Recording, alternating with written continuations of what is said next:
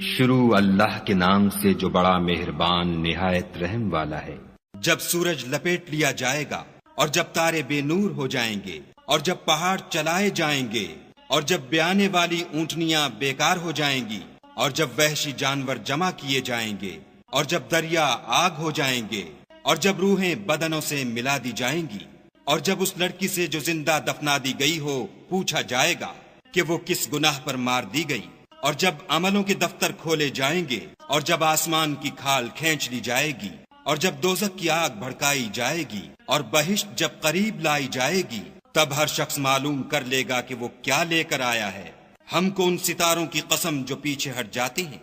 اور جو سیر کرتے اور غائب ہو جاتے ہیں، اور رات کی قسم جب ختم ہونے لگتی ہے اور صبح کی قسم جب نمودار ہوتی ہے،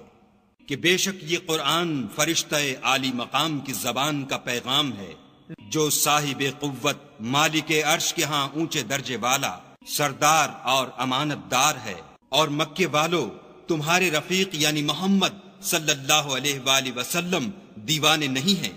بے شک انہوں نے اس فرشتے کو آسمان کے کھلے یعنی شرقی کنارے پر دیکھا ہے، اور وہ پوشیدہ باتوں کے ظاہر کرنے میں بخیل نہیں، اور یہ شیطان مردود کا کلام نہیں۔ پھر تم کدھر جا رہے ہو؟ یہ تو جہان کے لوگوں کے لیے نصیحت ہے، یعنی اس کے لیے جو تم میں سے سیدھی چال چلنا چاہے، اور تم کچھ بھی نہیں چاہ سکتے